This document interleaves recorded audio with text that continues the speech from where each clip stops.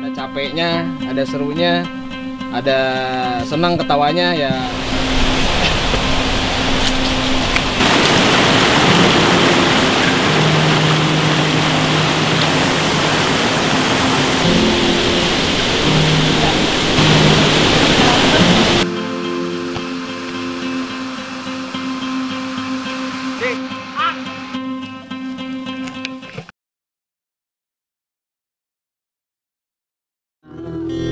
Seribu sesal di depan mata seperti menjelma. Coba cerita tadi gimana trekkingnya? Mantep dah pokoknya. Gimana cerita no? Terus habis seru sih, Serunya dapet, capeknya dapet bang. Ilmunya jadi banyak. Coba silakan Bapak Rifki. Yang ceritakan. terpenting itu ini kebersamaannya. Mantep. Mantap sih emang trekkingnya juga. Kemiringan berapa derajat itu? 110. Wah, lebih. Miring banget. Parah merangkak. Yang gue bikin salah sama orang. Kita minggir dulu deh.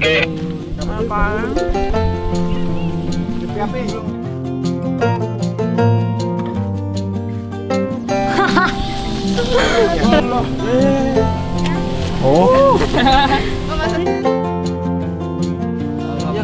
Baru bangun ini Pak. Oh mantap banget itu. Pokoknya treknya lebih mantap. Lebih mantap dari gunung-gunung lain. Bikin trek sendiri.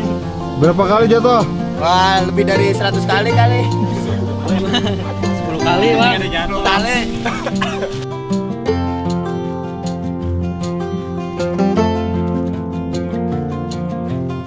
Salah satu alat pendukung ketika kita berkegiatan di sungai. Ini kemarin saya bawa di pinggang kan ya? Iya. Ini rata-rata digunakan oleh orader-orader atau pengarung ya. Ini minimal di kapten harus ada satu rescue rope. Ini fungsinya tadi. Ketika hanyut, teman-teman ditolong dengan rescue rope ini. Ya, rescue rope ini harus selalu dalam keadaan rapi.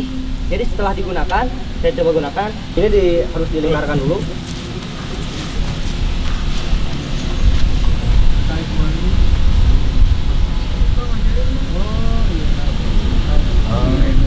Oke, ini masukkan ke pergelangan tangan, ya. Nah, ini dilempar. Yang dilemparnya ini ada komunikasinya. Kebayang kemarin kalian teman-teman ketika berkomunikasi dengan temannya teriak-teriak nggak? Karena kita terganggu komunikasinya dengan suara arus sungai, ya nggak? Makanya ada komunikasinya. Peluit yang ada di ransel teman-teman itu ada fungsinya ya. Bukan buat bikin berisik doang, tapi itu ada fungsinya. Jadi di sungai ini pasti sudah repot ketika kita menggunakan dengan mulut, makanya ada kode-kodenya. Terus ada tiba-tiba ada lagi yang hanyut. Kebayang kalau kusut, bentar le. Kusut gitu kan kita, oh udah digunakan, lepas aja lepas. Terus kita asal gitu kan yang ngebelit ke kaki. Pas kita mau ngelempar lagi, lempar sama kitanya bisa aja ya. Nah makanya setelah digunakan, ini dirapihkan kembali.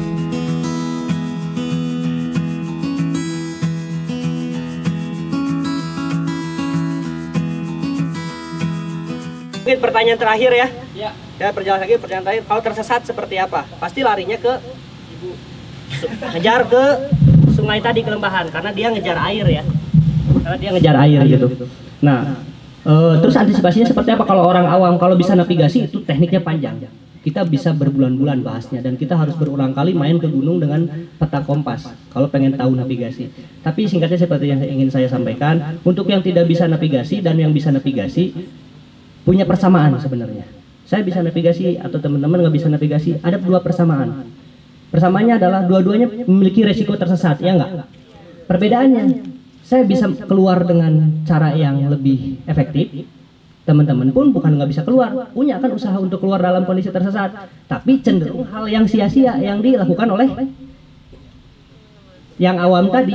Terus yang awam gimana? Kalau tersesat di gunung, satu yang pertama, kalau tidak bisa minta bantuan, teman-teman mending diam. Kalau sudah tidak punya tenaga, jangan bergerak, gitu kan? Diam di situ karena akan mempermudah nanti si tim penolong. Kalau masih bisa bergerak, teman-teman mending bergerak ke arah puncak. Kenapa ke arah puncak? Logikanya, gunung ini kerucut. Kalau kita turun ke bawah, ini area kita akan semakin luas dan kita tidak sadar kita makin melipir ya nggak, kehalangin pohon, kehalangin jurang gitu kan, kita melipir, kita makin tidak tahu gitu kan.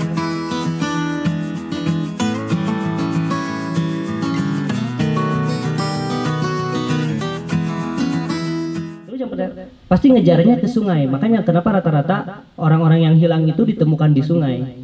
Satu, dia cari air, kedua asumsinya kalau saya ngikutin banyak kasus ya, kalau saya ngikutin sungai pasti ini akan ketemu pemukiman gitu kan. Nah pas di air ini seperti apa, tadi harus tetap standby ya, jangan, kalau tidak bisa bergerak lagi sudah diam saja di situ gitu kan, bikin tanda tadi dengan api segala macam bisa aja gitu kan. Terus kalau di sungai tadi cara mengetahui ini sungai masih pasti, kalau sudah nemu sungai dan teman-teman tidak bisa bergerak, udah saya diam di sini, air dekat segala macam gitu kan, antisipasi. Kemarin kita pas masuk ke sungai itu airnya masih dangkal ya enggak, sebenarnya itu juga cukup tinggi mungkin ya kemarin karena curah hujan ke beberapa hari ke belakang itu cukup intens. Nah tapi kita ngeceknya, kita cukup ketika kita camp di pinggir sungai itu kita sambil tancapkan tongkat, ditandain tongkatnya ini. Pernah lihat dam-dam di sungai-sungai Ciliwung ada ini kan penggaris angkanya itu. Nah kita bikin aja manual pakai tongkat, kita tandain per 1 jengkal misalkan gitu kan ya, tandain. Nanti kita perhatikan di situ naik nggak sungainya gitu kan. Atau dalam kondisi hujan ketika si warna airnya ini mulai berubah itu udah harus jadi warning. Kenapa? Kemungkinan ada longsoran di atas ya enggak. Longsoran yang tadinya ada pengalaman seperti ini, ada salah satu sungai di daerah Gunung Burangrang, ini lebarnya cuma 1 meter, tapi itu bisa banjir bandang dan makan korban. Jadi di hulu sungainya ini longsor, longsoran ini membendung ya enggak, tapi kan karena bukan bendungan buatan, itu bendungan alami. Makin kelamaan dia si longsoran ini sudah tidak bisa menahan air, jebol ya enggak, bisa banjir bandang, apalagi sungai sebesar ini.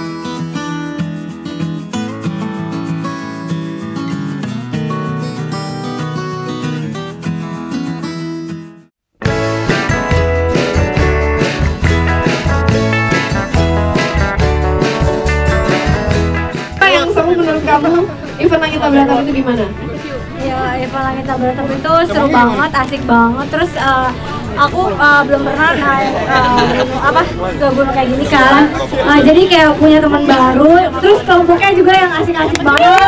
Asik banget gitu, kayak ngerasain banget capeknya. Tapi kalau lagi bareng-bareng gitu kayak nggak capek gitu. Padahal kaki aku udah sakit, tapi karena mereka yang semangat, aku jadi semangat juga. Ini kelompoknya nih.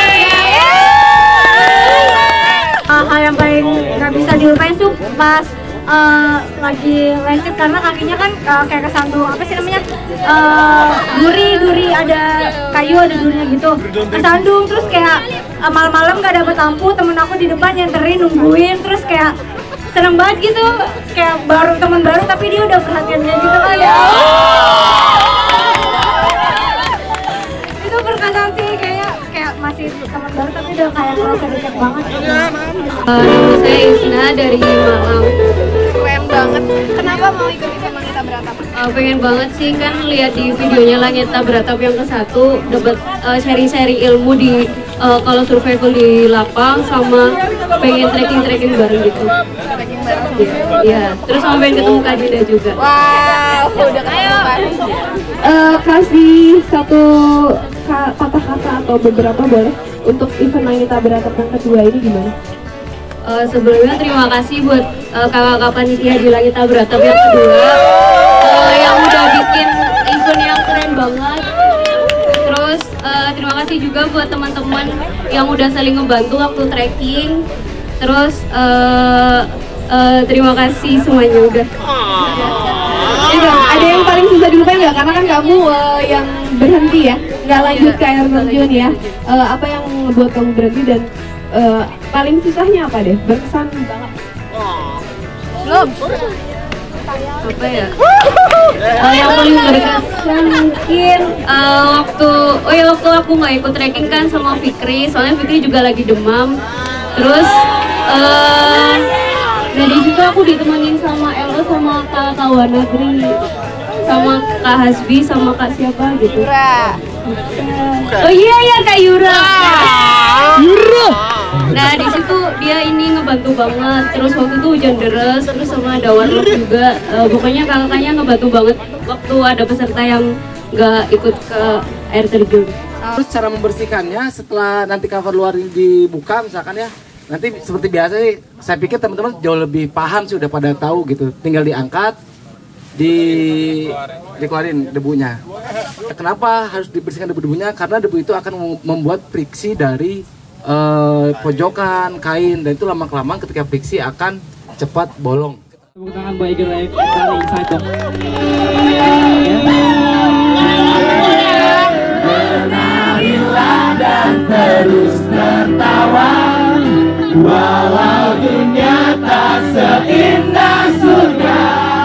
Bersyukurlah pada yang kuasa, cinta kita di dunia.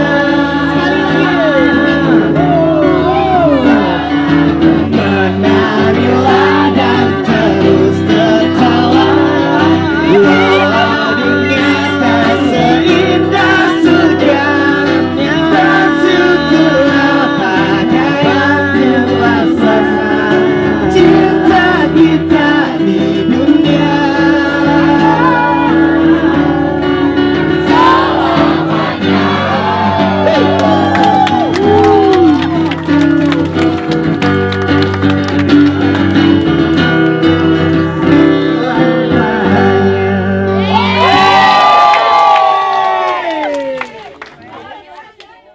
Harapannya sih mudah-mudahan kemudian kedepannya keberlanjutan ya, dengan segala kekurangan dan kelebihan di sini.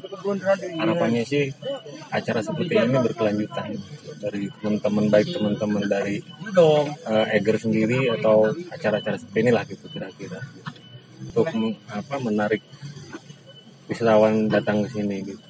Harapan terakhir, silahkan bawa yang jeleknya, buang di jalan. Kita perpanjang silaturahmi, mungkin itu saja. Acara Langita Beratap yang kedua sudah beres dengan konsep mini adventure dengan keluarga baru.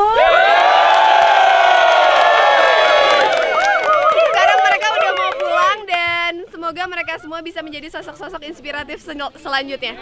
Amin.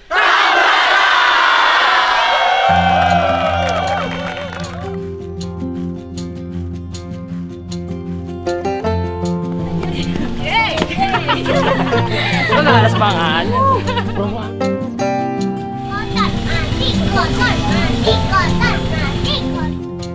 Dari mana kamu? Lapar sekali, Tangerang. Iya, gantiin dulu giginya rambutnya. 1, 2, 3. Lagi lapar rata. Ya.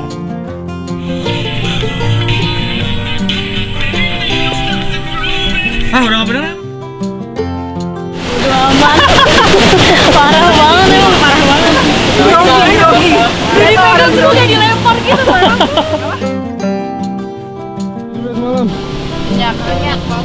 Nyak. Itu ada yang tidur, masih tidur. Mana yang masih tidur coba? Capek banget nih. Langit!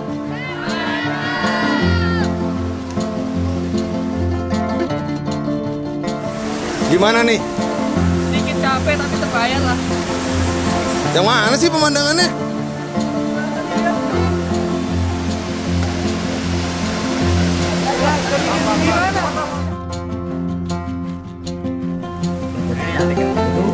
Ada di kisaran 2-3 buah.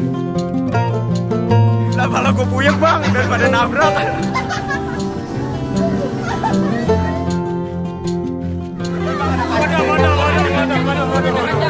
Dia semburu.